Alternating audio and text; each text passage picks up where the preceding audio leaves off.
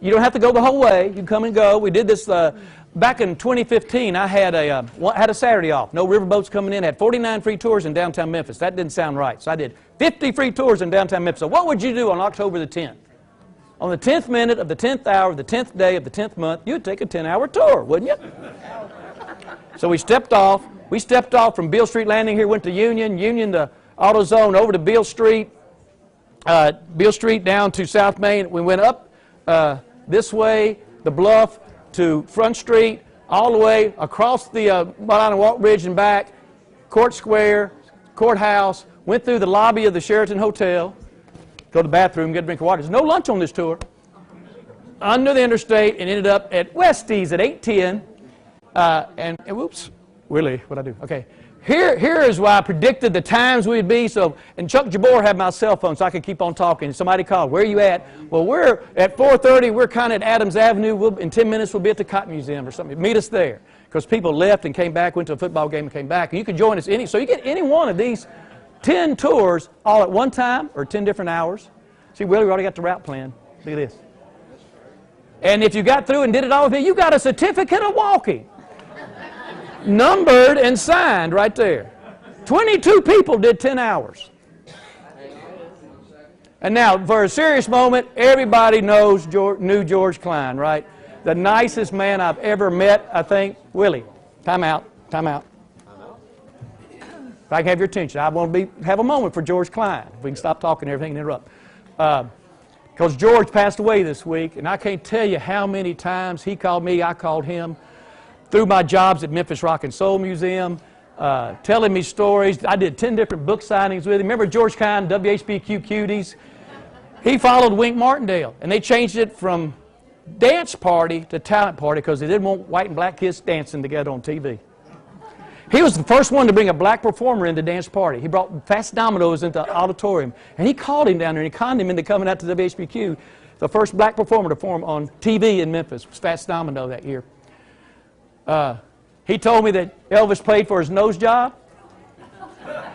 He was the class president, class of '53 at Humes, along with Red West. We did the historical market at Humes High School in 2015 during Elvis Week, and they allowed us to have the ceremony inside the Humes High School auditorium.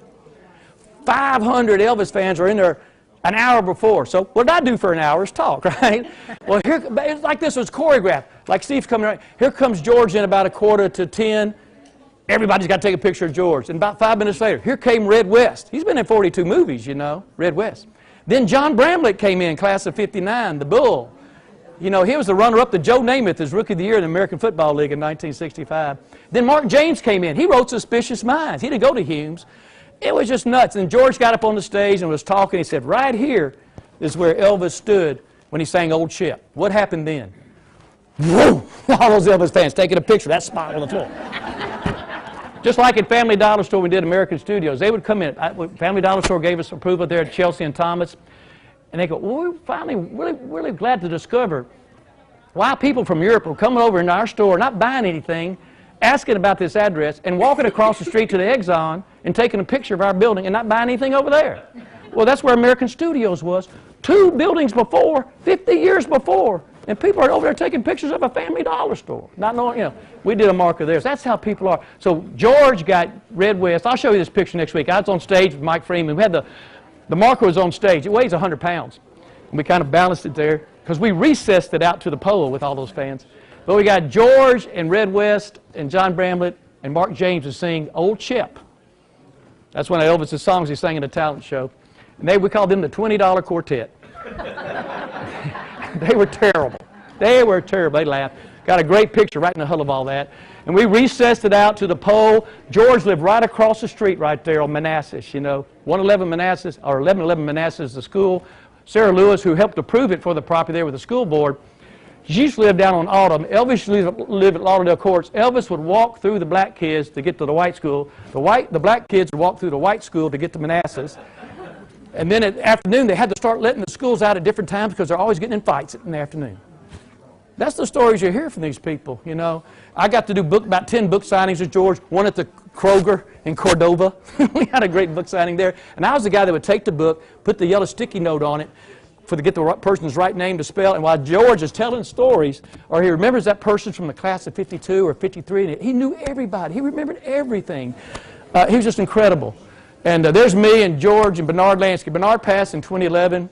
That's when he was doing his book selling there at Lansky's, right at Lansky Brothers. The bow tie right here I bought from Bernard Lansky in 2008. So I wanted to say thank you, GK, Jeker, and your speaker. When I was a kid riding my bike to Pop Tunes to get that top 40 list, bought Wooly Bully for 47 cents. Sam the Sham, remember 1964? 50 years later, Sam's in there buying ice cream. I said, Sam, if you'd have bought 4 more, I'd have been number 1. He was number 2 that year. So he bought me an ice cream cone. Ready to go? No. We have a few people outside, so I just want to let you know. Okay. Okay. I'm going to be on a microphone later on. I'm not going to take your time. No, I know you're not. Oh, hey, Steve. Y'all know Steve Pike. He's the executive director. Is that the right term? Memphis Family, Pink Palace Family Museum, Steve Pike. We're not starting yet, though. You can get on the mic. I'm in the unusual position of being introduced for the first time. Only in Memphis. You all know Jimmy Ogle. Jimmy has the key to the city around his neck. He has Key to downtown. Key to downtown. Manhole cover. Cufflinks. Baseball on his bow tie. Bernard Lansky. And I'm not going to comment on any other symbolism on anything he's wearing. I don't want to get too personal. I'm not flying commando, if that was your thought. All right. Way more information. I've got a few more people who are coming in. Would it be possible for everybody to move as far to the center so nobody's tripping over each other's Think about Memphis before there was Memphis. And one last thing.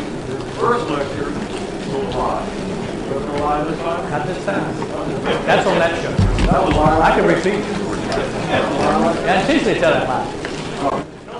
The lie is, you seen that lion roaring in the MGM movie logo? He's from Memphis. And I always go, at the end of all these shows, I tell these fantastic stats, and they go, you hear what he's saying? He's going, Memphis, Memphis. And half the people believe me. And I showed that slide, and he was one up. Now you show that slide.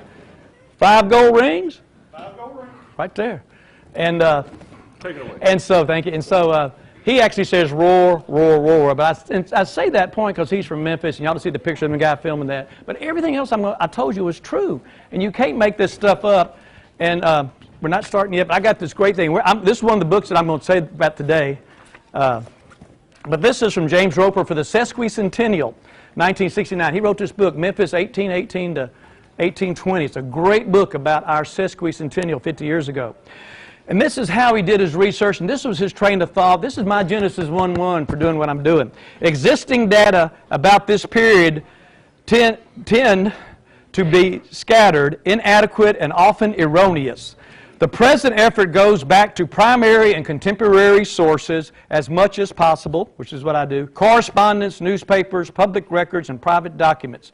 Reminiscence and yarn have been kept at bay except when they must serve, comma, and then are poorly labeled. Only the dullest pedant, is that the way you pronounce that word? P-E-D-A-N-T? Pedant. Only the dullest pedant, like me, would hope to kill a good yarn, and only the naivest researcher would expect to, but there are occasions when sorting out the fact from fiction is useful, and sometimes history fascinates more than legend in the end.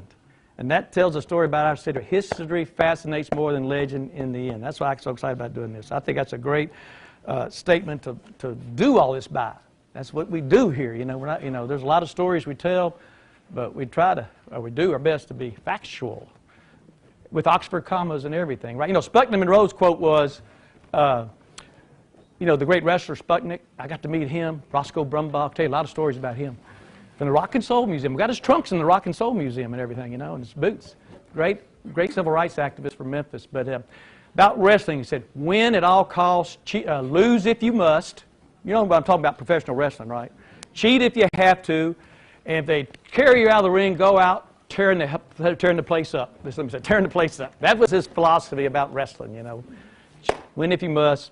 Win at all costs. Lose if you must. Cheat if you have to. Are we about ready to start? It's getting quieter now. Yes, ma'am. Not now. We're getting ready to start. No, please. No, please. Okay? Linda, help me. Tell me to calm down.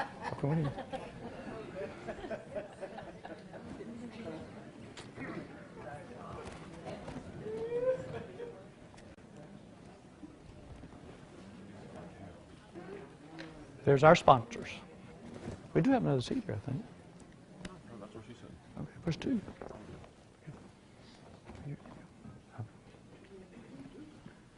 Hello, everyone, and welcome. My name is Jessamine Gibson, and I'm the collections developer for the Memphis New Palace Museum.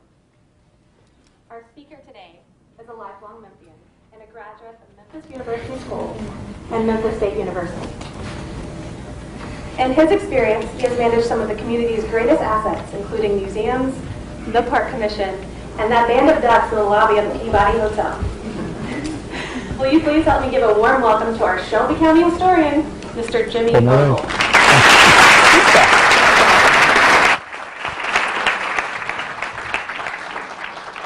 Thank you, Jess, and you've been wonderful to work with these last few weeks here. You see here the slide on the screen, our special thanks to our generous sponsor, Vincent Astor, Phyllis Peterson, Erickson Group, University of Memphis Libraries, and Communities and Conversation Series at Rhodes College.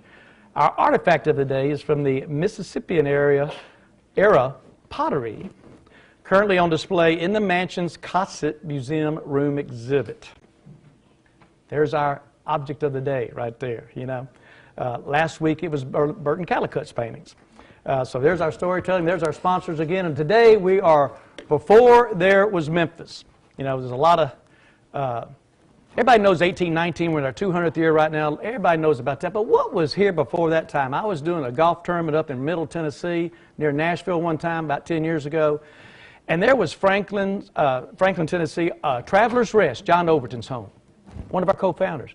Well, right up the way was Nashville, the Hermitage, Andrew Jackson. Right up the way was Cragfont, Castilian Springs. I could go see all three homes that are still there from our founders of Memphis. Why not take pictures? The University of Memphis Libraries asked me to come do a program, and so that's what I did it on before there was Memphis, because everybody knows everything else, and that's what this program is built on. So we're going to step back on it. I'd like to thank Memphis Heritage, West Tennessee Historical Society, the Register, the Shelby County Registrar's Office, and the Memphis Room at the library. These are their websites you can contact to get all sorts of information and help from everybody. The West Tennessee Historical Society meets on a monthly basis, and these are the 21 counties in West Tennessee they talk about. We'll talk about a few of them here today.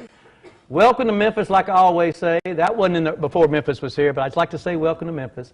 And we are number 6 on the National Register of Historic Places for listings in the country, behind Washington, Philadelphia, Baltimore, New York City, and New Orleans. We have over 11,000 properties listed here. We're a point of discovery, one of the 3 oldest in the United States, the site of the first river engagement between Europeans and Native Americans in the history of our country.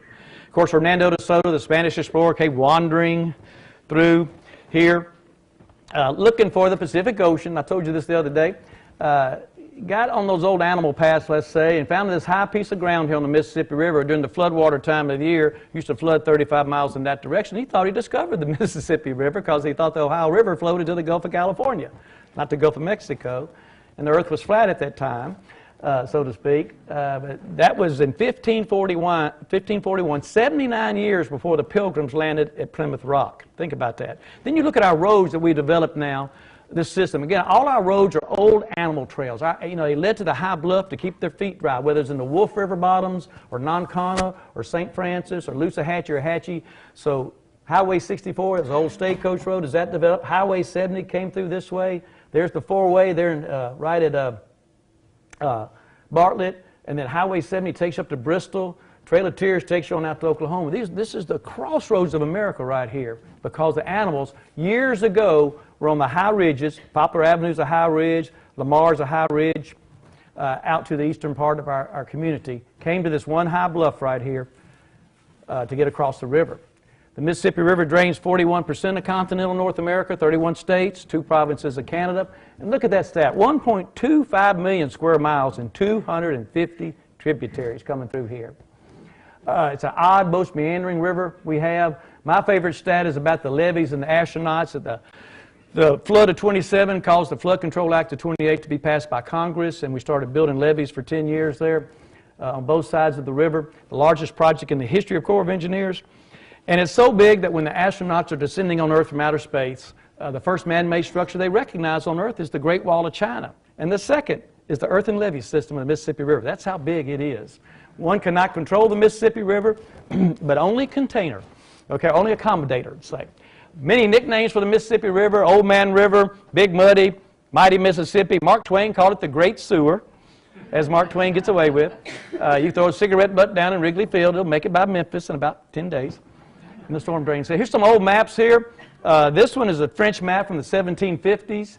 You can kind of see all the rivers they got drawn in there, and no roads, no railroads. Florida's down here. All this is kind of messed up in here. 1750s. Here's a hand-drawn map. Getting you down to Fort Pickering, there's Memphis, the Hacci River. Here's the Wolf River right here. Well, this is just a hand-drawn map. There's the Mississippi right there. Another kind of old map right here.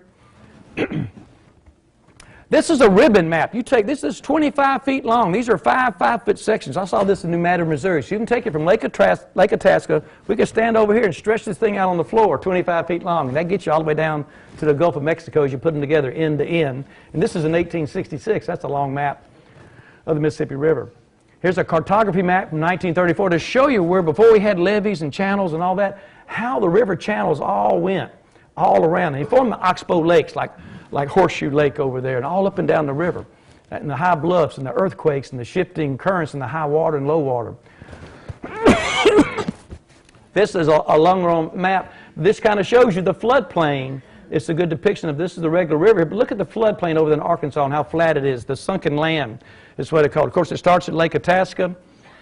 And back 1832, this is after Memphis is founded, somebody found the source of the Mississippi River way up there. Henry Rowe Schoolcraft, who was a Chippewa Indian guy, and he actually had to combine, a Chippewa had to combine a Latin term and a Greek term to get the name Itasca.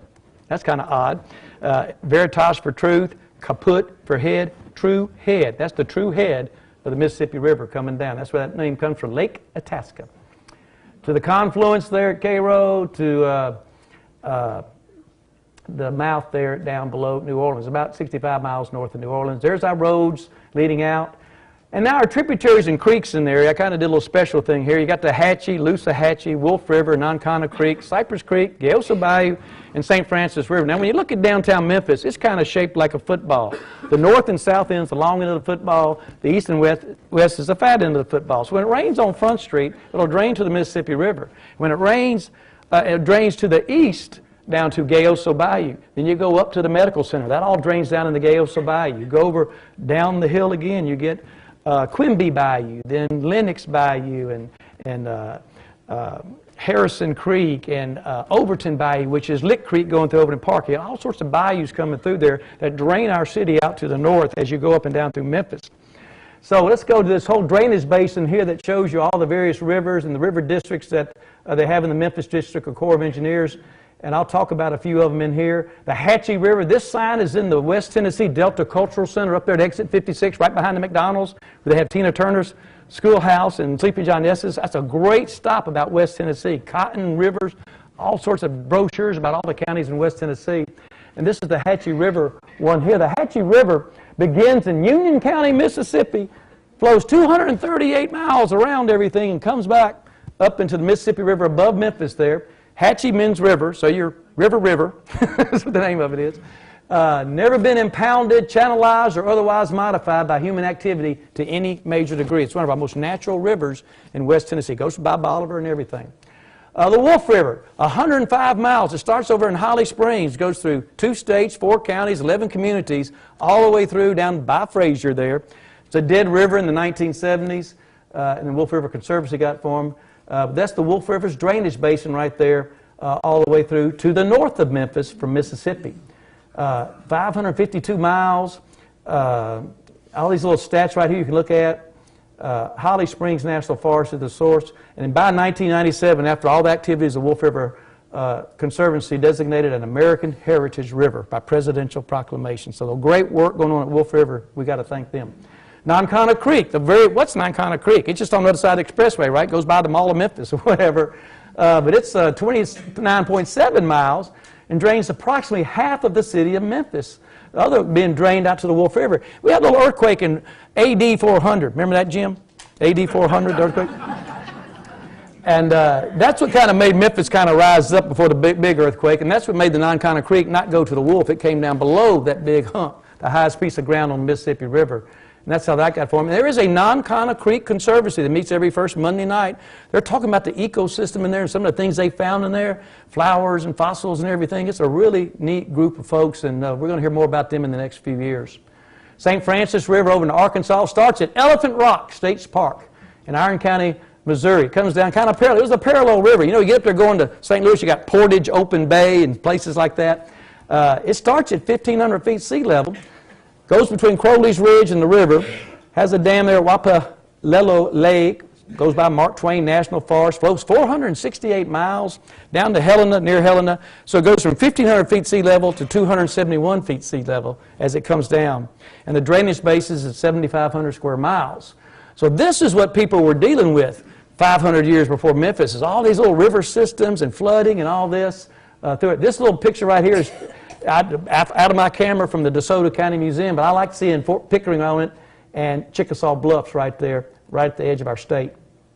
Here's another old map that I found. Someone had drawn. I don't even have the source for it. Again, this compares. So all y'all know Memphis right now coming down like this, straight from the north, coming through like this. But once upon a time, it came in until the late 1960s like this. From the northwest and curved right here, just like it curves back around. So this was the old river channel until we built this bridge. And you couldn't bring the barge tows around that 1,000 feet long through here and try to cut through an 880 foot wide and turn like that with the current. So they took Mud Island here for 4 miles, cut it up, put the western half on the northern half to get above the floodplain. That way the downriver tows come around this way now and get a straight shot through. So our river's been altered significantly in the last 50 years here in Memphis. That kind of shows you a closer picture where all that came through. And see, this was the Wolf River that came all the way down to the 1960s. This was a Hacci that came to right here. Frazier's bounded by 3 bodies of water: Wolf River, Mississippi River, and Hacci River. Buddy McEwen told me that. Frazier, bounded by 3 bodies of water. There's an 1860s map kind of showing you how he's developed. This is a Sherman map. There's a railroad track. And then here's one of the first buildings they have, and I have a friend who just moved from California. Somebody told me I was a historian. He said he wanted to paint a picture. He took that picture and made it look like this. So now he has 10,000 pictures, I've seen him, of buildings in Memphis that he can paint. Bob McKay studio. Native Americans in this area. Now we're not going to, this is a Cliff Notes version, folks, but 10,000 years ago, prehistoric Indians, first contact, like I said, in the 16th century, came from Alaska, coming down through, wandering down to milder temperatures and not getting away from all the snows, coming further southward. Nomadic, hunter-gatherers, migrated with the seasons and a movement of the animal herds. That's food source, you know. Chickasaw, Choctaw, Natchez, Tunica, a lot of names. If you go down to Chickasaw Heritage Park, you'll see a statue that represents Native American, Hispanic American, and African American heritage in our community, and there's 19 names of Native American villages on the back of that woman's shawl there, along with some other representations. Everybody has heard of Chucalissa, if you lived in Memphis for a long time. Actually discovered in the 1930s on a CCC, Civilian Conservation Corps project, got stalled out by World War II, came back, and they finished it out. And of course, T.O. Fuller State Park is the first state park east of the Mississippi, named for an African American, a great city leader in the 1900s. Choctaw word meaning house abandoned down there. They were fishers and gardeners. They kind of settled down rather than being nomadic hunter and gatherers. Chickasaw Heritage Park, you would know it as DeSoto Park, right across from the Metal Museum. There's 2 mounds there. There used to be 7 mounds there. They're ceremonial mounds, not burial mounds. There, right across from the Metal Museum. Here's some of the images you'll find. Here's some of the native tribes in the area over the years. Again, we're not going to get up to the Trail of Tears. That's after that. It's 1830s. So early explorers, 1541, Hernando de Soto. 1673, Marquette and Joliet came through. 1682, La Salle, he was the first European to go all the way down the Mississippi River. And then Bienville in 1739 came up for Fort Assumption. In 1795, the Spanish Gayoso came up, and that's Fort San Fernando. Again, there's DeSoto's route, wandering all around. Here's DeSoto first, all struck by the Mississippi River is what it says.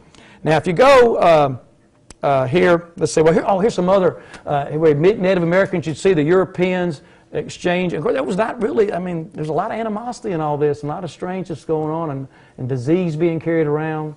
And here's some of the first meetings of them here, in depictions, obviously. Here's a nice rendering here. This portrait right here of DeSoto at the Mississippi River is in the U.S. Capitol in Washington, D.C. Have y'all ever been there and seen that? You see all those pictures? It's in the U.S. Capitol. Now, most of y'all probably recognize it. It's on the back of a $500 bill, too.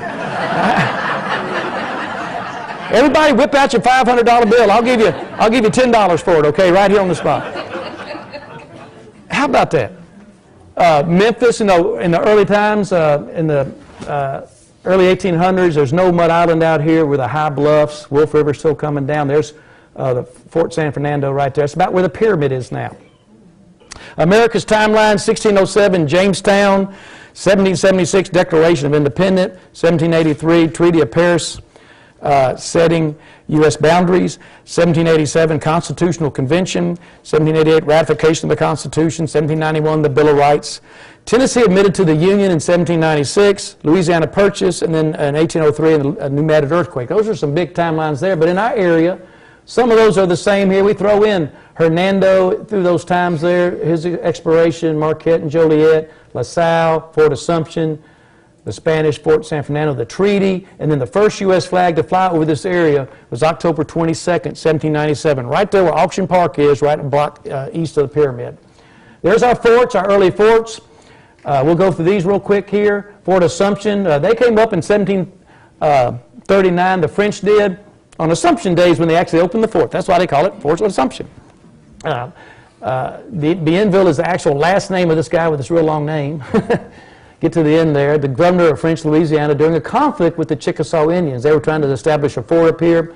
He bought some 4,000 French and Choctaw allies. You know, the French allied with the Choctaw, the British would ally with another tribe, and they would all war against each other. And they built this fort. They lasted about 3 months because that apparently didn't like the humidity or the big mosquitoes here is what I heard.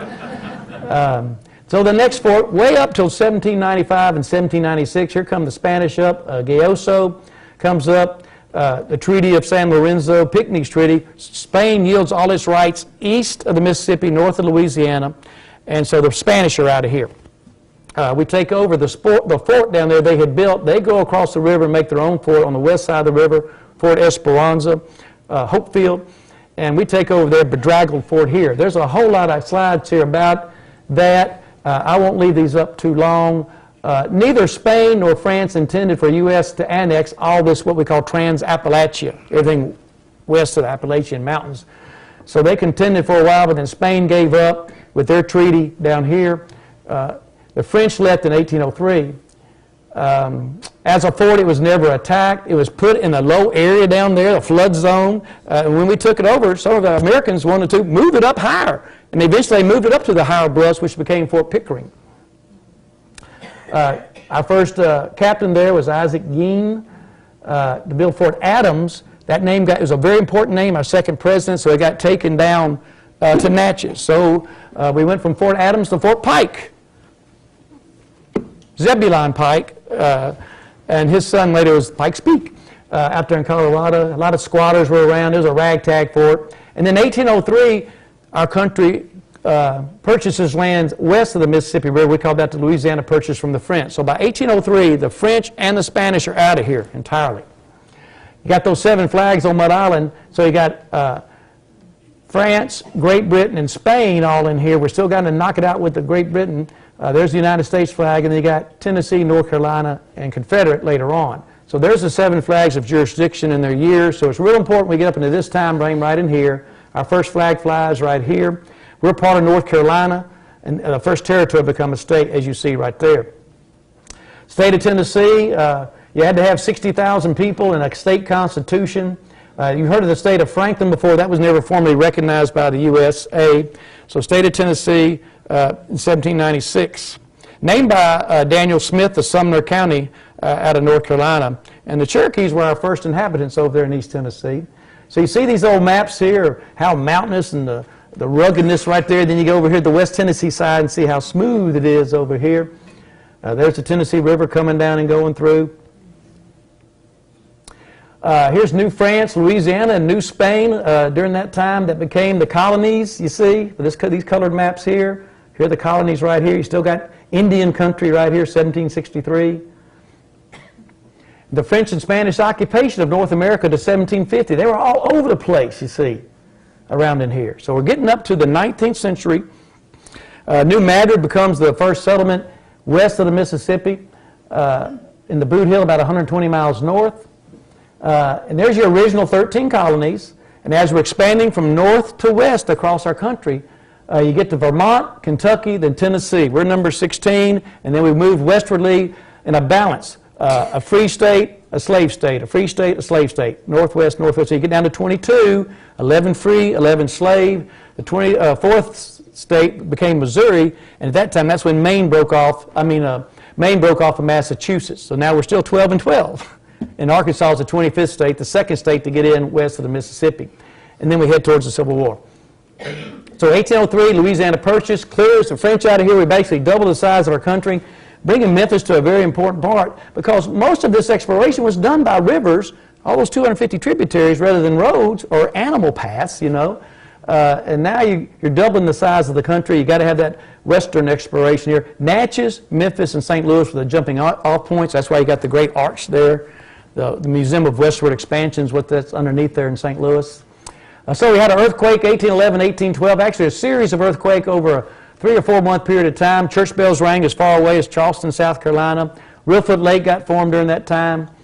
They said the river flowed backwards, but it's just mean like you take your hose and start turning it that way. I mean, the land depressed down and water sunk into the lower land. That's how Reelfoot Lake got formed. But it was a very powerful earthquake. That AD 400 earthquake has already raised up Memphis before that time. And now you got the sunken lands, what we call it over here in Arkansas. And there's some great things to go visit in that sunken land. Here's the John Rice Grant, 1791, I believe it was. At that time, the Indian nations or the Native American nations had all the claims to these lands, but North Carolina was, and especially folks in North Carolina were doing a bunch of land grab, let's say, and they were selling lands to people. John Rice bought that tract right there. John Ramsey bought this one right here. This is like Union Avenue to where the parkways are, basically to Valentine back. That's that 5,000 acres. That's what he bought. And you see the Memphis, early Memphis portion right in there, 1,300 acres of that. He got killed in like 1793, and so John Overton bought the grant. This is the first layout of our city. Again, the pyramid would be about right here. St. Jude, there's the Gayoso Bayou. That's Danny Thomas now underground. Union Avenue right here. Wolf River. There's your boundaries. 1,300 acres, 362 lots. Lot 53 is the one that claimed to be where Benjamin Ford got the first lot or whoever back in 1819. So the John Rice grant, you can see all this right here. A survey was needed. A grant was received by Rice in 1789. Again, that's all unofficial and everything. And Rice carved his initials JR on a white oak tree 1 mile south of the Wolf River. You want to go find that white oak tree right now? They couldn't find it either later on. It caused a lot of problems in the 19th century. You can see the boundaries right here. He was killed in 1791. His brother sold the claim to John Overton. And Overton sold his half for $500. Overton sold his half to Andrew Jackson for $100. This is what gets Andrew Jackson in trouble a little bit later on. I'll show you that in just a minute. Again, there's all the various grants. This is about where Chickasaw, this is about where we are right now. This Edmund Hickman portion right here, that grant. Revolutionary War occurred in that part. We have 19 soldiers buried in Shelby County that fought in the Revolutionary War, got land grants. They're buried various places all around. Some in Elmwood.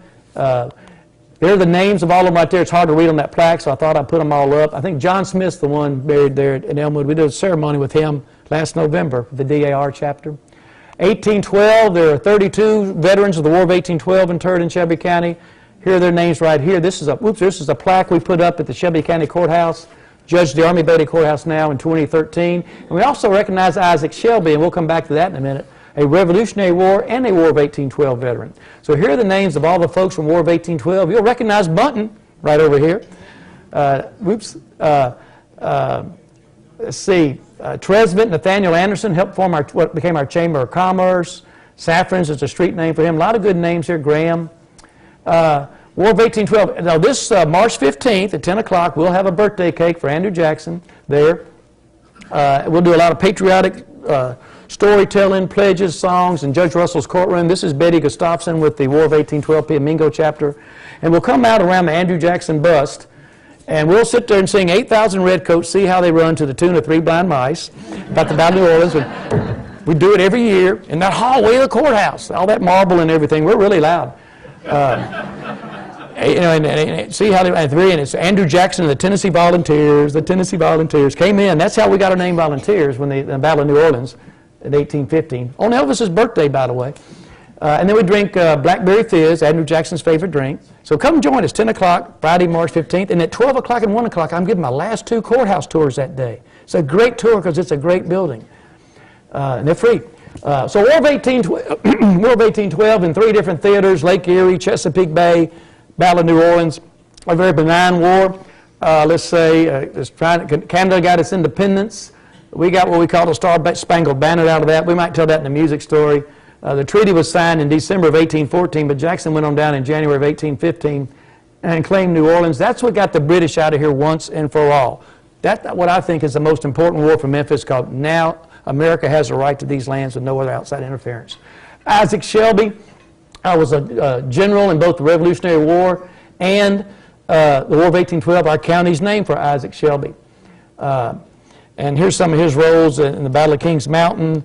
They wanted him to be the he was the 1st and 5th governor of Kentucky, but they wanted to be the Secretary of War. He didn't want to do that.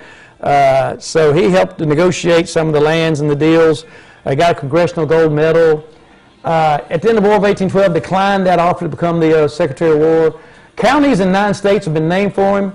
In 1818, with Jackson, negotiated the Chickasaw Cession. We'll get to that in a minute. And then Shelby County was named for him, the first county west of the Tennessee River. So here's the Shelby County in 1819. It was also Tipton County and Fayette County. They didn't break off till 1823 and 1824. It was a big square, and the county seat was in Raleigh up here for the first 40 years before it came back to Memphis because of all the development. James Winchester captured in both the Revolutionary War and the War of 1812 at the Battle of River Raisin. There's James Winchester, one of our co-founders too. So those are Revolutionary War and War of 1812 generals. Now, 1818, this red block right here, that's all the lands west of the Tennessee River. That's about 6.8 million acres of land. Andrew Jackson and Isaac Shelby negotiated this. Here's East Tennessee, here's West Tennessee, here's Chickasaw Nation, East Tennessee, Middle Tennessee, West Tennessee now.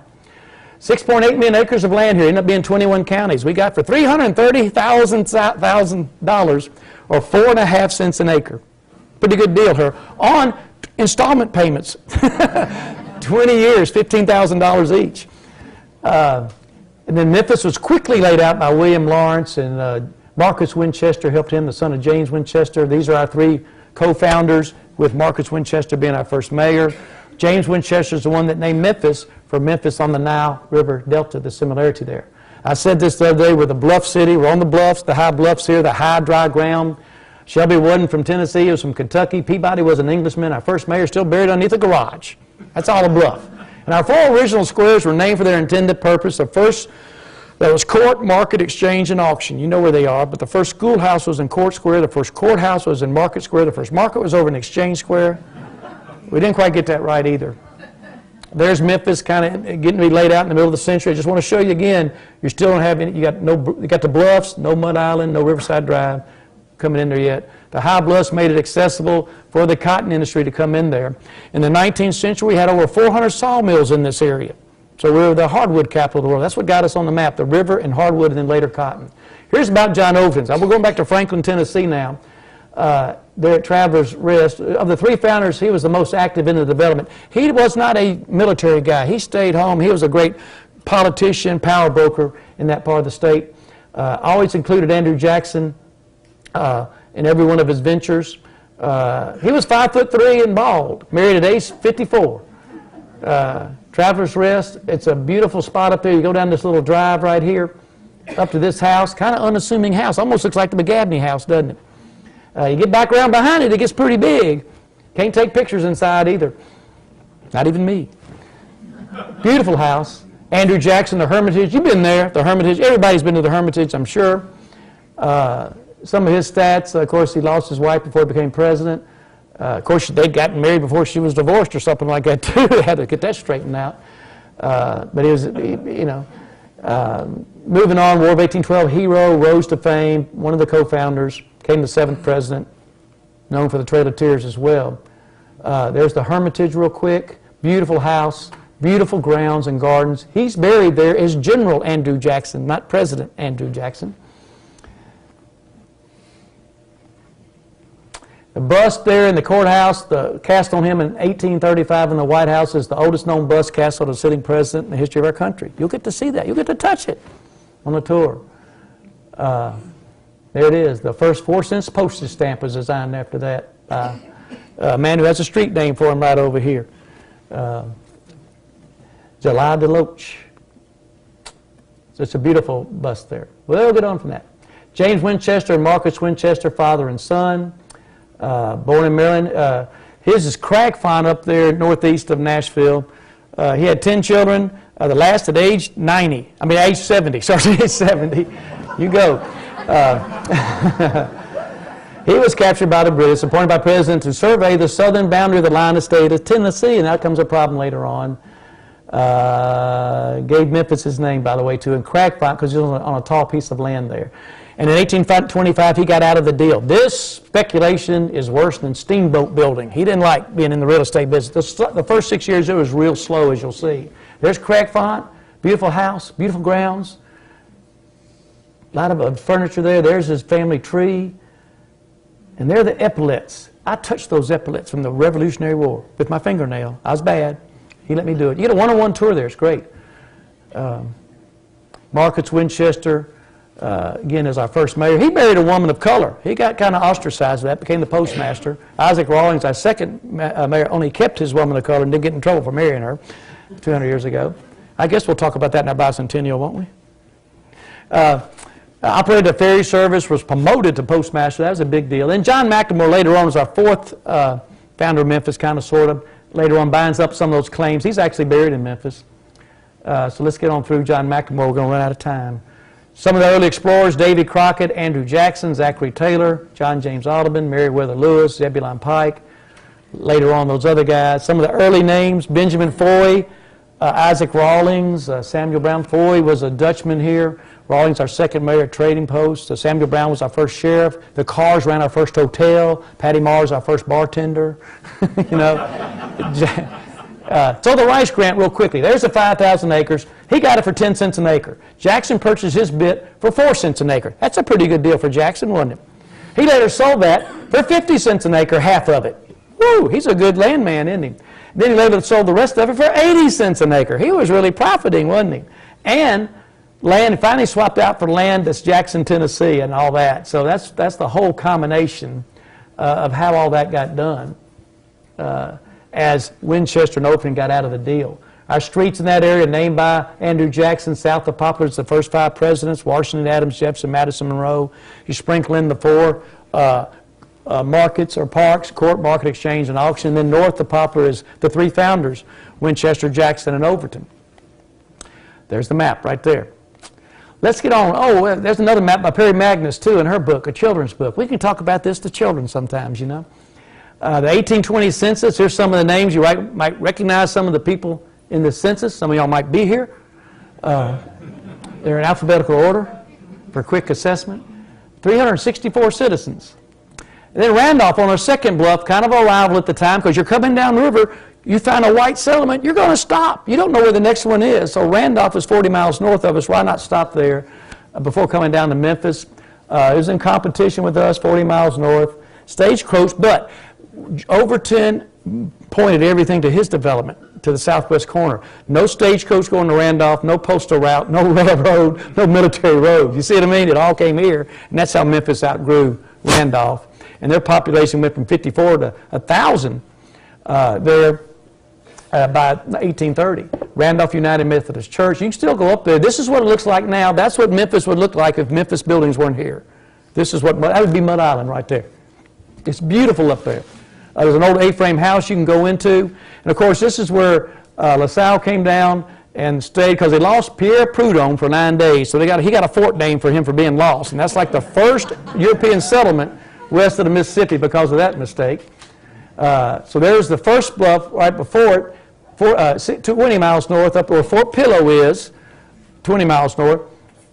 And this is the modern-day Fort Pillow State Park, and this slide right here that's been developed all in this area right here. The third bluff, Meeman-Shelby Forest State Park.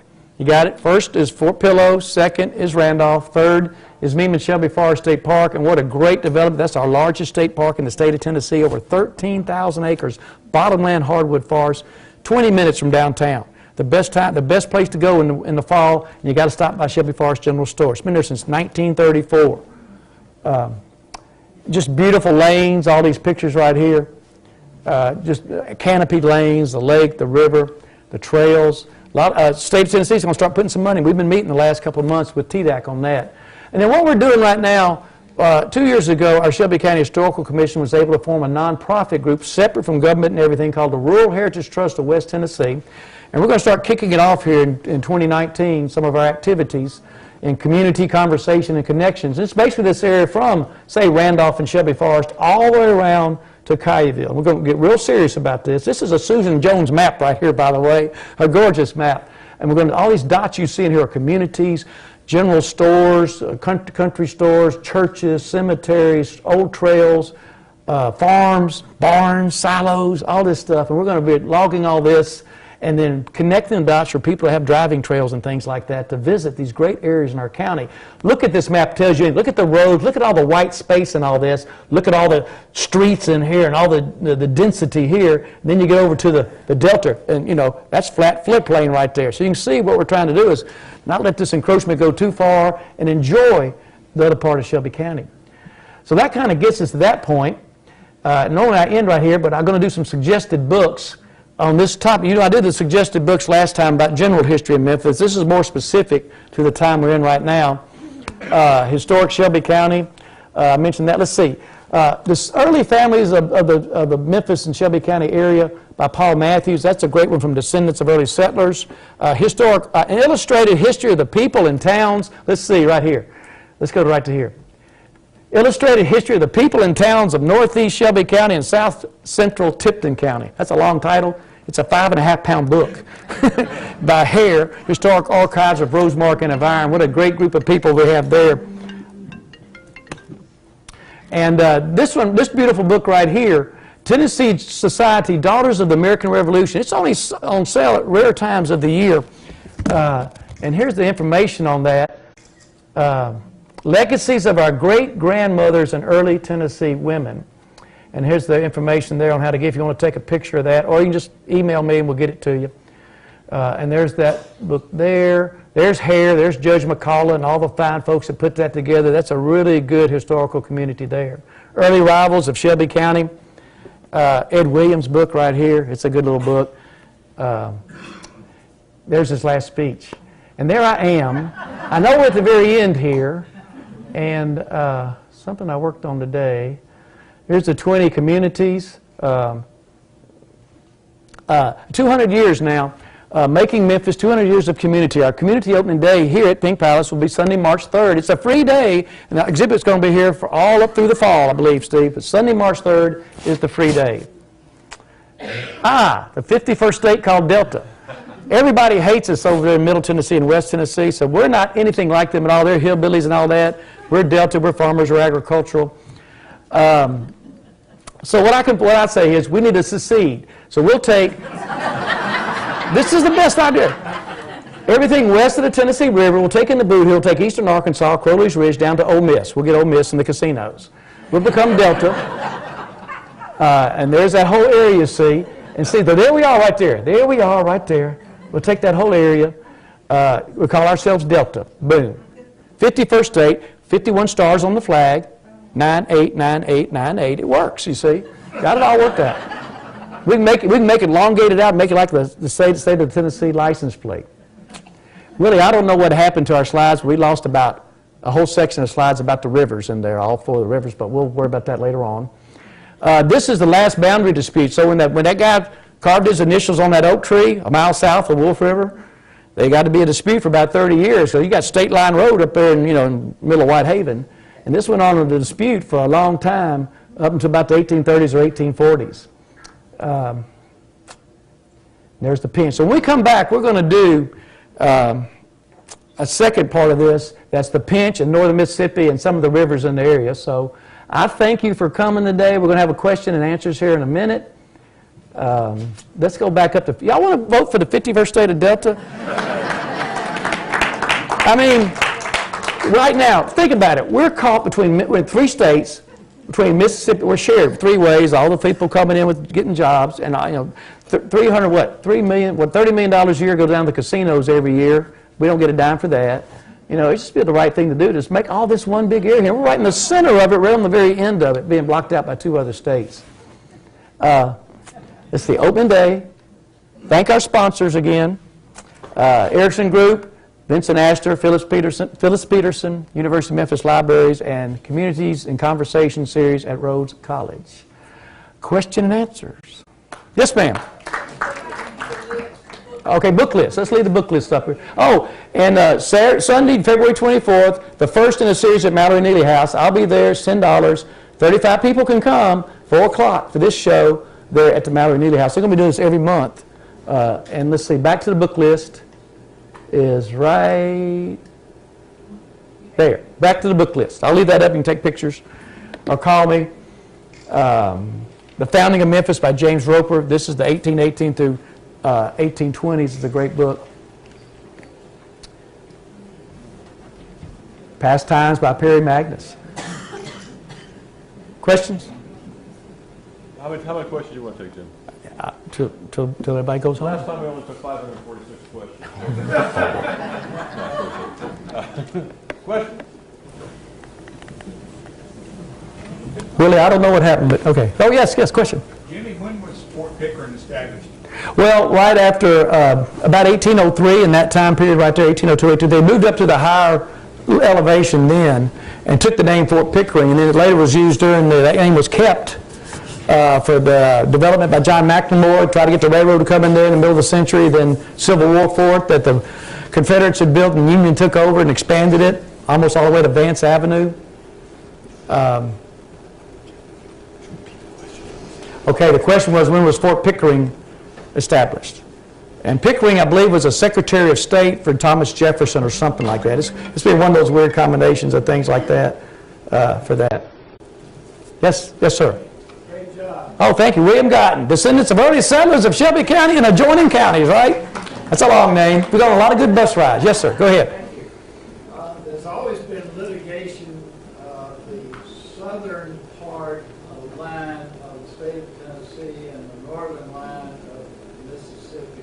What is the current status of the determination of the line between Tennessee and Mississippi? It was established 150 years ago, 160 years ago. There's no current. It is what it is now. That's done. I thought that there was You think there's an ongoing lawsuit still? Is that what you're saying? I kind of thought that there was. Okay. Because it was the state line road was. All right, right there. That's what we're talking about, folks. Like in Whitehaven, all the way up to Collierville. Like that lands, it goes down to the state line. It's about 2 or 3 miles. The full length was because of that initial on the tree type of thing. They misdid it, and then went up to 1830s and 1840s. That's what he's talking about. I thought they resolved it by the 1840s or 1850s. I don't know of any current litigation. I know they're suing this, Mississippi suing us for stealing water, underneath there in the artesian wells. That's going on. But and that's why you have confusion about State Line Road, because State Line Road was actually popular for a while, called State Line Road back in early maps. So there was confusion for a long time, but I don't know of anything now. This is pinch stuff here. I think I have some Mississippi stuff here. Let's see. Another question. I'll get to this while I'm flicking all this. That's all the Mississippi. Yeah. See, that was the area right in there that got kind of going sideways that way, and that's the area we're talking about right in there. I'll research it and then answer your question next time. Yes, back on the right. The little bump up on the state line between Tennessee Kentucky, how did that happen? Well, the Tennessee River went all the way up to Paducah. And so what's curious about that, that was west of the Mississippi. It's 1818. And so that it's funny, the portion, Shelby County, the very southwest portion of all that was named for a man from Kentucky, okay, Shelby County. That portion was named for a man from Tennessee, Andrew Jackson. It's called the Jackson Purchase. Well, I don't know, but that all the way went across, and that land was already, just like West Tennessee was Chickasaw land, that little part of western Kentucky west of the Tennessee River was Chickasaw land, so that became a part of Kentucky right there to the boot hill. Yes, ma'am. In fact, that little bend in the river there at New Madrid, you got to go 19 miles to go one mile. They kept that bend too. While we're on President Jackson, is there any documentation as to why he was buried as General Jackson versus President? Preference, his own preference. I don't know about documentation, but I'll ask Betty Gustafson on March 15th. She'll tell me exactly. Them ladies know that stuff. Yeah, I was told it was his preference. He preferred being the general more than the president. President wasn't easy, is it? Yes, sir, on the left. Why did General Jackson prefer general rather than president? You said that Jackson got into trouble about some land. Well, he was getting something for 4 cents an acre and selling it for 80 cents an acre during his popularity and running for president. It's kind of like Whitewater and the Clintons before they got in president. You know, they got criticized for that, you know. That's a great question from a guy that sings 5 gold rings all the time at Kudzu's Christmas carols night. Alex there. We do that every year. Yes, up at the top left. Yes, ma'am. Oh, I read that the name Memphis comes from an Egyptian word meaning place of good abode. Is that historically true? I thought that, was Memphis place of good abode or, yes, we think not Chuckalissa, right? That was house abandoned, yes, place of good abode, that's ma'am. We know what you said about the internet, so I wasn't sure. Oh, well, yeah, well, now, they used to say that 10 years ago. There's a lot of great sources on the internet. Shelby County Registrar's Office, Dig Memphis. When you go to the right source, they've legitimized that. Now, I know Tom Leatherwood did that, and the guy that I can't remember his name, he used to be the Secretary of State from this county, did a real good job with that. Trey did. Trey Hargett did a good job of their sources and legitimizing it, because you can get anything wild on the internet, you know, but when you go to the right sources, you can find good, solid material. Yes. Anybody, other questions? Yes, ma'am. I used to be your neighbor for years and years. So I know you know the answer to this. On the channel, on Thursday night, everybody's probably seen Tennessee Crossroads. Joe Elmore, right? Remember him from Memphis? We're never given a lot of publicity on this. It always seems to be national, so I wanted to change it.